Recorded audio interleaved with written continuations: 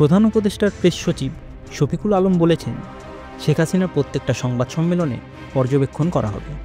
সেখানে কি হতো, কারা কি রোল প্লে করেছে, এগুলো ধরে ধরে সংস্কার কাজ এগোতে হবে, তাহলে সুবিধা হবে। তিনি বলেন, ফ্যাসিস্ট যেভাবে ভয়েস কেড়ে নিয়েছে তা করা হবে না। প্রত্যেকটা ফ্যাক্ট ধরে ধরে আলোচনা করা হবে, কিন্তু কারো কাজের স্বাধীনতা খর্ব করা হবে না।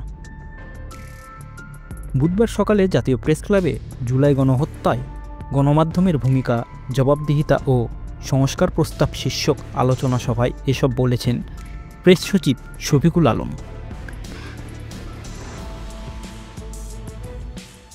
তিনি বলেছেন, 1 জুলাই থেকে 5 আগস্ট পর্যন্ত কিভাবে সাংবাদিকতা হয়েছে, হিরো শিক্ষার্থীদের সন্ত্রাসী কারা আখ্যায়িত করেছে, এগুলো ধরে ধরে আলোচনা করে জবাবদিহিতা নিশ্চিত করা হবে।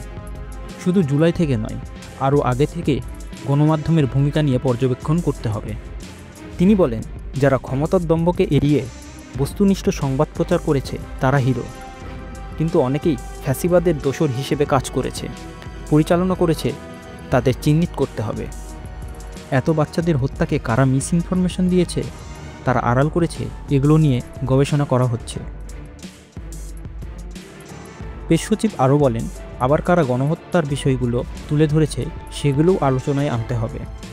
2014-15 সালে প্ল্যানিং অগ্নিসংযোগে কারা অগ্নিসন্ত্রাস আখ্যা দিয়ে বিষয়টি স্ট্যাবলিশ করেছে, হেফাজত হত্যা, গুম, বিচার, বহির্ভূত হত্যাকাণ্ডে কী সাংবাদিকতা হয়েছে সেগুলো নিয়েও বিশ্লেষণ হচ্ছে।